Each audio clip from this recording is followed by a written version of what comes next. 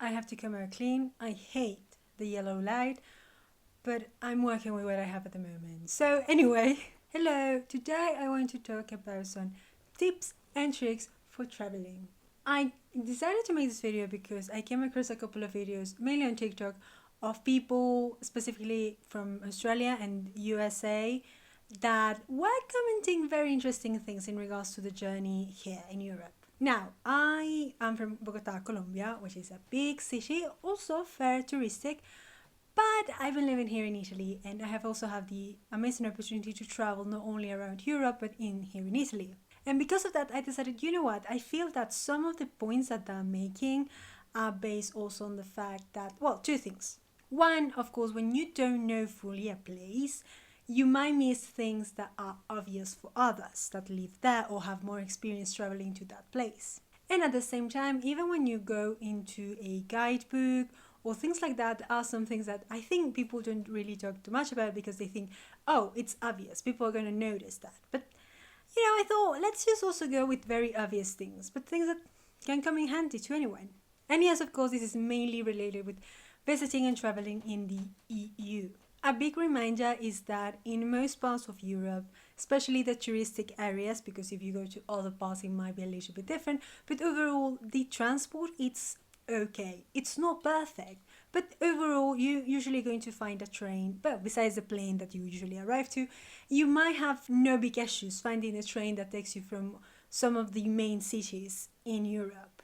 Again, it's not perfect, and yes, even during the summer, which is the mainly touristic time, you can have delays as well as straight up cancellations, and you don't always get a refund. But as a quick trip, if you do buy your ticket on the internet, check your email because a lot of times they are sending you messages like, oh, because of whatever reason, that might get cancelled. So if you see that, you might be able to cancel the trip or reschedule it for another day that is not the one that they are messing it up because of syndicates and all of that. And that way you might not lose your money. But I'm just putting it out there. That's something that happens even for the people that live here, by the way. As a straight up example, I live near Milan and I can take a train and in 45 minutes I'm there, no issues. And 30 minutes from here around there's another important city. Now, when I say city, I'm mostly referring to a town. The dimensions here for me are really weird because I'm from Bogota, which is one of the huge cities in the world. And so when I came here, for me, Milan is even not that big, but I understand that it is overall a big city. I would say that Rome might be a bit more closer to what I'm used to as a city, but even then it maintains very European aspects. Let's say I travel to the northern part of Italy, chances are you're going to find besides the planes directly into the areas of the city, you're probably going to find a train that takes you to those main ones. And in the cities, usually you also have the metro. The other thing that you can take, for example, if you go from Milan to Lecco, which is also a very touristic area, I would call that a small city or a big town, you can take the train to there. And if you want to go to other parts surrounding that, at that point you probably are going to have to take the bus. Worry not, most places that sell the tickets usually are nearby. So you sometimes might find one place here in Italy called an edicola. That's where you buy the tickets and you can buy them for buses, trains, as well as the metro. But also you might have a different, but overall, because everything is interconnected, or at least the idea is that you usually find everything there. Now let's say you have a question. As with any country, depending on the language you're speaking, well, you might find people that speak that language quite well, just as you might find people that struggle a little bit more. So it's a 50-50 thing, similar with how open they're going to be to explain things to you. It's a very human aspect, so it's completely roll of a dice. Especially during summer, you probably, however, might find info points where you can ask a specific question, and usually in that people speak at least English or, for example, Spanish. So some of the main languages that people might speak. If you visit most of Europe, you might check, especially in the main cities, for a card that usually it's about using all of the transport in one card, so you don't have to pay it every time. Usually has a certain amount of time, so 24 hours or 2 days or a week, depending. But check those out because they're very, very comfortable. For example, I use that at Berlin. and it was absolutely amazing. So nice to just have it there and be ready to go, no issue searching for the ticket for one thing or the other. What about taxis? For example, in Colombia, in Bogota, we use taxis quite easily because the cost of them, it's not, I mean, it's still costs a little bit more than a bus, but it's overall not crazy. So we also have Uber, for example. That's not something that's in here. So in this place, you do need to count a little more on public transportation. And if you buy a taxi, that means that you're going to spend a lot of money. I've never taken a taxi in here, and I am not particularly fond of the idea, considering the money that you might have to pay. But of course, in case of need, you absolutely can call them. But overall, if you visit these places, most of the time you're going to visit the touristic, historical areas, and most of them are close by. So get some comfy shoes and get walking.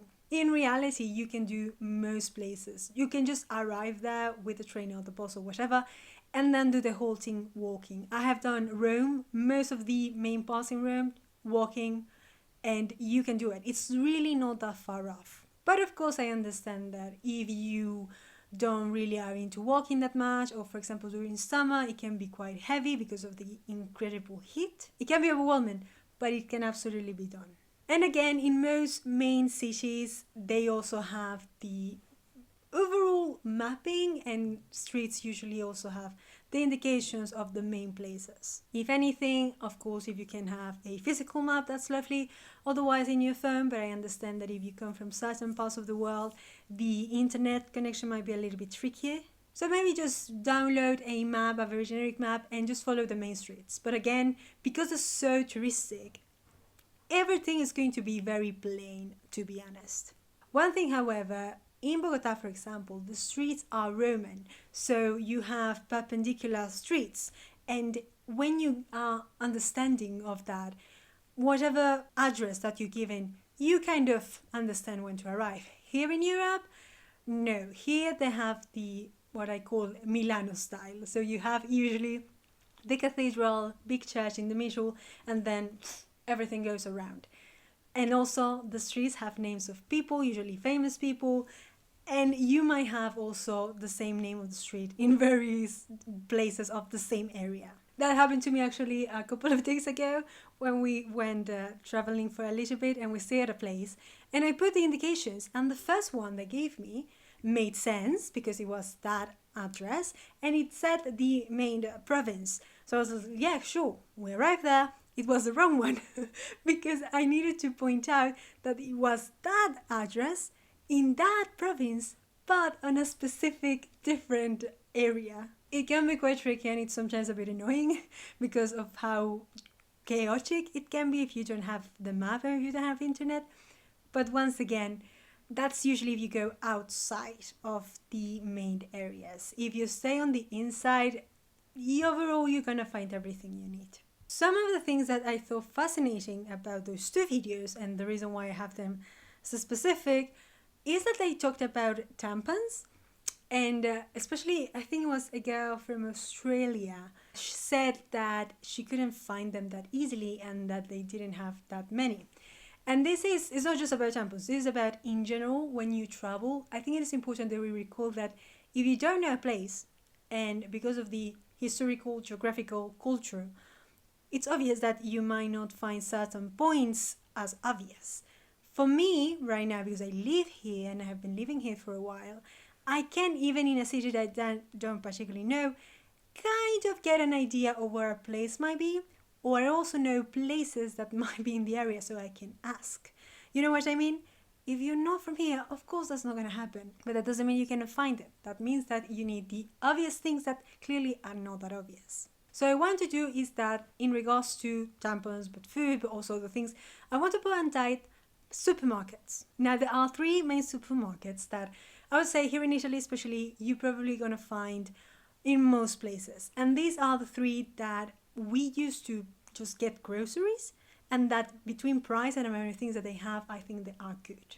Which are Eurospin, Bennett and Lidl. These 3, again, overall they have a lot of things inside of them, and the price is okay. We also have things like Esselunga, Carrefour and MD, but I'm not particularly fond of them for various reasons, considering the fack that they cost a little bit more and they don't always have that much stuff. But overall, these 6 are things that you're probably going to find all around the country and where you can find at least the basic things for sure. And in regards, especially to the comment of tampons and the sizes, just check kind of the boxes and the design overall. It's very self-explanatory when it comes to flow, so that should be enough. But I understand you have your doubts, it's fine. So here's an extra tip trick that you can do. Here in Italy and in Europe, the culture of a mall is not as much as in Latin America. Don't ask me why, but I think it's fascinating. But you have malls. And usually in the malls you have some of those supermarkets as well as other stores. Sometimes in the supermarket, in those ones that I said, you might find a pharmacy inside, but also you can find a pharmacy in the streets because they're very important places. Here in Europe, the sign of pharmacy is the green cross. It's usually light, has a lot of colors, it's flashing, it's giving you the time, it's giving you the temperature. Yeah, you're gonna notice it. Not all of them are 24 hours, but check for those out, and you can get in there and you can buy some of those products that you might need and also ask questions. I say that because that's kind of one of the safe places when you can ask things. You don't need a recipe for, asking for tampons or things like that. But if you have any doubt, you can absolutely go to them. And maybe they can explain to you very quickly and maybe you can buy that. Or if you are lucky to have the pharmacy inside of the mall, then they can get you to the part that you need. There's also a couple of vending machines near the pharmacies, but they sell not that many stuff. They usually sell just kind of generic stuff. I don't think they sell pads though, sadly, or tampons. I do want to point out though that I feel that, this is my theory, one of the reasons for that, the idea that, oh my gosh, everything that I go, I find that it's very expensive or they don't have a lot of things, is that most people, we probably when we arrive to a place, we just see the first place that kind of looks that they sell stuff that you might need and you get into that. But think of it this way. You're arriving to a touristic area in which people know tourists are around. And sometimes, and this is also in places like Bogota, for example, you do have tienditas, tiny stores that sell all sorts of things, but they are close to people's residences because the main point is that it's easier to access instead of you having to go all the way to the shop. And so that costs more and they have less things. I think that's what's happening, is that it's very normal. And that has happened to me as well. You go to a place and you're like, I want some gummies or whatever, and you see a store that kind of sells everything. You get inside and you notice things cost a little bit more, like, oh, this is a very expensive place. I mean, it's the place, it's not the area, it's not the city, it's that. Can you find malls and the supermarkets in big cities? Absolutely you can, but sometimes they are outside of the city. So just check, have an idea of where they are. And if you can walk there, I mean, why not? Just for you to get the things that you need. It could be a nice walk. But I absolutely understand that, sometimes if you need it and you don't want to walk around, well, yes, you're probably not going to find absolutely everything and it's going to probably cost a little bit more. And here we open a big one, which is bathrooms. Now, yeah, here there are not that many public free bathrooms. I don't know why. My theory, again, just a theory, is the architecture. There's not a lot of space, especially in these main cities. They are very old. And so creating a whole space just for free bathrooms that should also follow the indications of what bathrooms should follow might be quite hard. Most of the time you might find bathrooms in the stations, but usually have to pay 1 or 2 euros, but they're clean overall. And I mean, 1 or 2 euros sometimes at 3 a.m. in the morning when you really need it, it's not that bad. But overall, the mentality here, and this I say mentality because it's genuinely what people tend to do, is to just go to a restaurant / a bar. And by the way, when I say bar here in Italy, I mean also a place that sells cappuccino and coffee and pastries. It's not just someone that sells alcohol. They might do that at night, but that also can refer to just a coffee shop. Back to the tip. Usually people go to those and pay for whatever and then they use the bathroom. Sometimes people really tell you that for using the bathroom you need to pay. But overall it's kind of implied. People know it. So you usually enter, you ask for whatever, you say, hey, where's the bathroom? And they tell you, or you just go. But I do understand that for a lot of people that might be annoying. Like, why can I just go to a public bathroom? Why do I have to pay to use a bathroom? And they're not always good bathrooms, because if it is a zone, and that's happened a lot of times, when there's a lot of people are buying things, sure, and using bathroom, but the bathroom is not very, clean as they should. But it's kind of a 50-50 thing. Again, it's the moment you kind of deal with what you have to do. It's not something that really bothers, I think, that much. That's why it's implied. That's why we don't really think about it too much. But I do understand that it can be quite hard if you're not used to that. One tiny trick that I have is that, remember the mall? Yes, usually that you have public bathrooms and you don't have to pay to enter a mall. So I would give you that as an extra tip. If you can go to a city and you know there is a sort of mall here, by the way, they might not be as big as some of the ones that, for example, I grew up and I'm used to, but they absolutely probably going to have a bathroom and you can use that for free. And staying in the theme of bathrooms, there's two things that I want to point out. One was something that they said, which was there was no toilet seat. That's never really happened. I mean, I don't recall it that clearly, but fair enough, I live here. Yeah, one of my theories in here is that one of the chances that why some bathrooms might not have a toilet seat, it's because of, again, architecture and history. They cannot change the whole bathroom to be accessible for everyone. Already the infrastructure in Europe is not the most accommodating for people with disabilities, so they kind of have to make do. And I feel that some places, in order to at least allow for less annoyance for disabled people, they take the toilet seat and they kind of reduce to the minimal amount the things that they have in the bathroom. But that what leads is that the bathroom is still not big, so they're probably not going to enter anyway, or at least it's still going to be a struggle. So you ended up with those bathrooms that you're like, who is this for? But yeah, that might be why. But I understand it's kind of weird. But you know what's weirder? The so-called turka. Picture this. Story time. I'm at school. I just arrived to this country. I'm at school. I'm like, I have to pee. I go to the bathroom. I open the stall. Why is the toilet on the floor? I was so confused, and I was explaining, some places have these bathrooms. I'm like, how do you use that? I genuinely had to Google a tutorial on how to use it, and I realized, no, that's not for me. That's not for me. Luckily, most of the times you don't really find that, but it can happen. So if it does, don't be surprised. Just hope that there's other with a seat, because that's not for me. Back to the mall and back to supermarket, let's talk about food. Food in Europe is very dependable of, the culture. One of the points that people were saying is there's no condiments.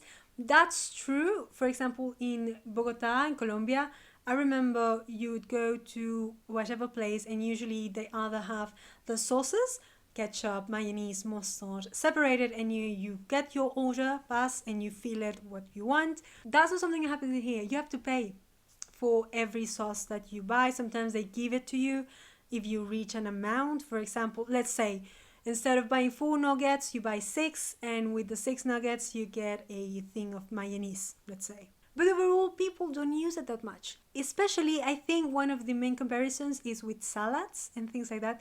People just here don't use them because often not, you don't really need it. The fruits and veggies here are very, very delicious on their own.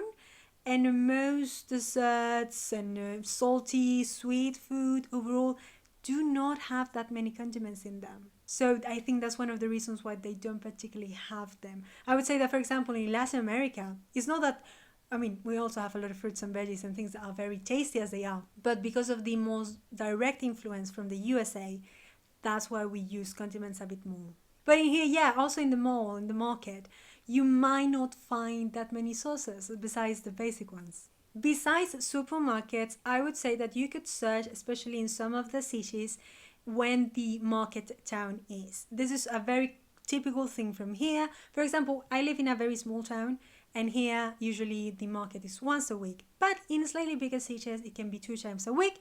It's in a very specific area, and I usually find food as well as all sorts of things that you might be interested in. It's a very nice thing just to, walk around a little bit, see what they're selling, and also buy some delicious food in a slightly different way. As well as some typical things. So if you are thinking about buying something special for someone, that might be a great place to find that. Now let's talk about restaurants. I think most people, when you travel, you have your mind that you're going to go to a restaurant to eat at some point because you don't always have the kitchen, and also times you don't want to cook, so you go there. What to expect in a restaurant? Let's talk about this because this is another one that I feel that there's a bit of disconnect between the reality of what you're doing, the zone where you're doing it, and what you're expecting. If you're in one of the most touristic cities and zones, of course they're gonna probably ask you for a lot of money. It's kind of what it is. It's not great. I don't agree with that because often not that kind of makes it very annoying even for the people that live here. So what to do? Of course, if you can search on the internet for the reviews of a place as well as the overall price, that's the easiest way. But if not, do be certain that if you are in a certain area that is known for being touristic, prices are probably going to be high. What you can do is go a little bit further off, get away a little bit, and just check. You're not obliged. You can enter a place, look at the menu that they usually have outside, and if you don't think it's fine, let's just search for another one. Honestly, you're not obliged if you enter a place to stay there. A tiny trick, here we have something that is known as pizzeria. I know, but sometimes a pizzeria is connected with a restaurant, as in it is the same thing, but they call it pizzeria. And that basically means that it's going to cost as a restaurant. I would actually tell you to search for pizzeria kebab. So the places where they usually do those things might be more small, it might be more hidden, but they usually are the ones that sell the things that we casually eat. So more of a fast food. Yes, you also find, especially at the malls, McDonald's, and there's Billy Tacos now, Burger King. You have different types, but I'm saying on the streets around, search for those ones because they usually sell both pizzas as well as kebab, and the prices are a little bit more tamed. And however you talked about these restaurants or the kebab or whatever, let's talk about the drinks because that's another one that people were a bit confused. Especially, let's talk about water. Water is not exactly possible here. Yes, some places where people live might say that you can drink the water. If you stay in a hotel or in an Airbnb, you might ask and people are gonna answer you if you can or not. But overall, it's not. And I would just invite you to check the geography of the place and just check about the rivers and lakes around it for you to understand how it's not like, for example, in Colombia, for me, it was very useful to be like, okay, I go to a restaurant, I ask for a glass of water, and it's almost sometimes free, and they would also give you the big glass of water, and it was kind of inside of the amount that you are already paying for. It's again a kind of obvious thing, but it's not in here because of the hydrogeography. So when you go to a restaurant, you either get a personal individual bottle of water, or what people usually do, especially if you are in two or maybe more people, you get the biggest, a bigger one, so half a liter or a full liter of water, natural or sparkling water, and you divide that. So you just have the bottle there, and whoever wants to drink just takes a glass and they drink. So no, it's not free. You have to pay for each bottle that you buy. And this leads me to a complaint, I would say, that some people have, especially during summer, which is, oh, but I always have to keep on buying bottles of water when I'm out. Well, no, you don't really need to, because in most cities you have the fountains, and that is drinkable water. It's not just for you, but it's also for a dog if you have one. And it's usually in the big cities and near parks as well. And if you kept your bottle of water, just buy one, and then you just can fill that one with that.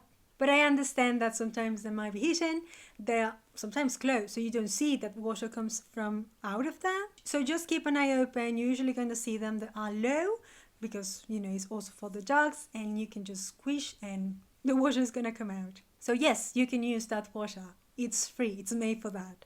I'm going to call this a parenthesis inside of the restaurants and things like that.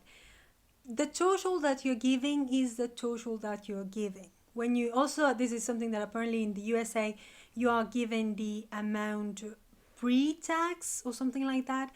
Well, yeah, no math in here, which is lovely. What you see is the price, and when they told you the total, that is the one. You don't need to do any percentage, any math in regards to how much you have to give. It's all in there. If you, however, want to tip extra, then that's on you and you can do that. But the total amount is the one that you have to pay for, and that's it. Also, check sometimes if you go out at night, especially if the place that you're going to allows for separate bills, because sometimes there are certain places that, because of the amount of people that they have, usually Fridays or Saturdays, they might tell you this night we don't separate the bills. So just kind of an extra thing to keep in mind. This one was a bit condescending. I mean, a lot of those videos that I see are a little bit condescending, but it's fine, whatever. But this one also made me particularly interested because it said people leisuring. I mean, if you genuinely live in a place where people do not leisure and everybody's that nice, good for you. I mean, that's lovely. But most of the places in the world, like when you ask for directions, 50-50, you can find amazing people and you can find people that do not give a fuck. So yeah, you're probably going to see a lot of trash around most places.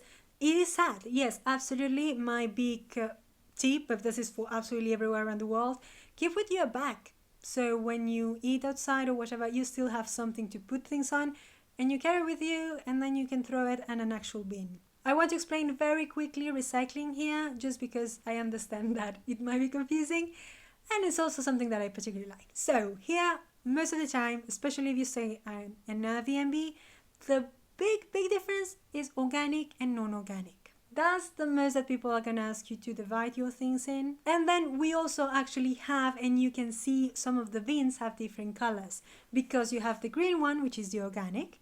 Then you have a white one, which is usually plastic. Then you have yellow, which is for paper, cardboard, and things like that. And then you have everything else.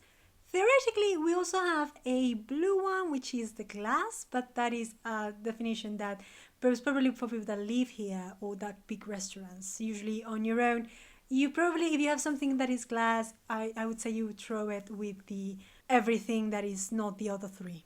As an extra thing, if you smoke, by the way, Europe smokes a lot. I hate that. But it is what it is most of the time. But I mean, overall, please pay attention. Don't just throw things around. Most of the time you might find that the bins have a way in which you can turn off your cigarette and just kind of have the space to both turn it off and then throw it inside. Be sure that it is actually turned off, security measures, and sometimes you might find an actual specific bin just for that. And just a quick reminder, you cannot smoke indoors. Probably very few places around the world allow that now, but I'm just saying. We go back to bathrooms because this one made me laugh. No shower curtains.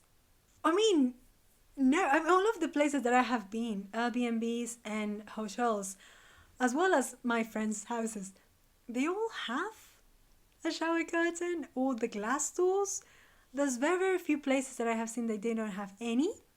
And I would argue, depending on how much time you're going to stay in a place, is it that big of a deal? I mean, it might be weird, fair enough, but I don't know, that just kind of made me laugh, so I just wanted to point it out. This was another one that I was so confused. No wash clothes for exfoliation, because at first when it says no wash clothes, I'm like, you mean like a towel? But then it said for exfoliation. I mean, first of all, that's not really a common practice that I would call. I don't know if there is a country when that is an actual, such a common practice that you just found loofahs and wash towels around. And also, that sounds like a very personal item. So I don't see why would an Airbnb or hotel in general give you something like that. That sounds not very hygienic. But yeah, I mean, I just wanted to point out that it's probably the culture as well, that it's not something that is usually required, so that's why people don't just give it to you. Hotel breakfast. Yeah, this is very depending on the hotel as well as the type of thing that you search for. I would recommend you when you are doing your own research and you're, searching for the places you're going to stay at, just check if they have the breakfast included or not. It's not always obvious, even on a bread and breakfast. Yes, I know, shocking.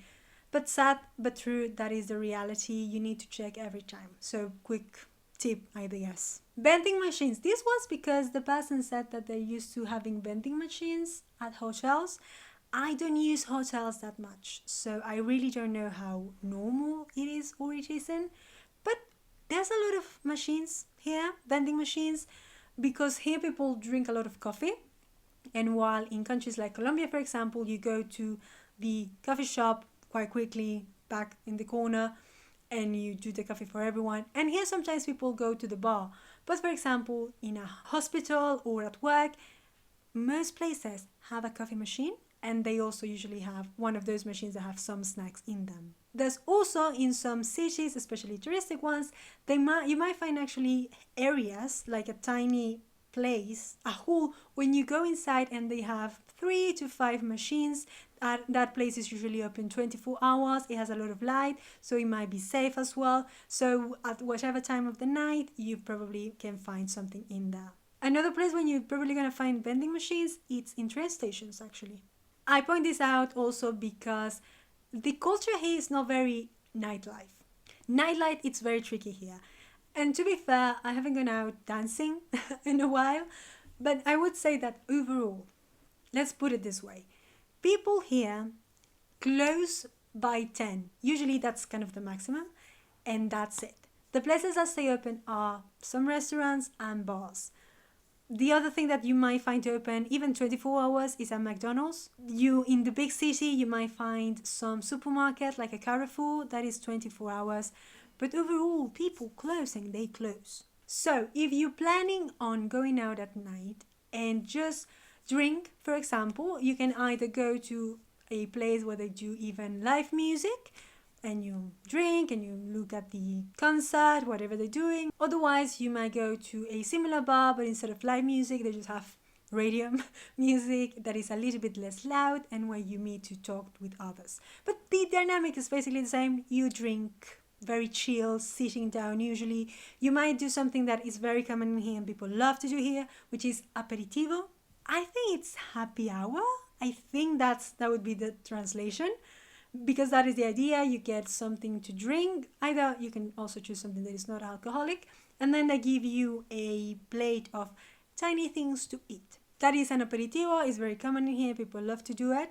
So that's something that you can do in those places. The other place to hang out, it's a disco, to dance. But here's when it gets tricky because it depends on what you like to dance. So if you like electronic music, if you like Latin American music, if you like Italian classic music that people like to dance to. Also, if you like any other type, probably just search for the disco and what type of music they play and when they play it. Because some places, for example, some of the main discos that are near me and that I kind of know about, they have, let's say, Friday, 2 rooms are open, one with Latino music and one with Italian classics. But for example, during the summer, there are discos that are on the open, and they might have 3 different places that have different music, and they might do theme parties as well. So just check the size of some of the discos around you before you go into, because yeah, it might not be for everyone. Now, what is lifetime in here? I'm not gonna lie, I would have to think about that for a bit. I didn't think really about that much for this video. Just want to point out that if you're interested in nightlife, at least have in mind that of what you want to do, search for that in the side of the disco that you're interested in, and then experience it, I guess. Other hotel related thing, I mean, I guess it's not just hotel related, but I thought it was interesting. Double beds and the pillows.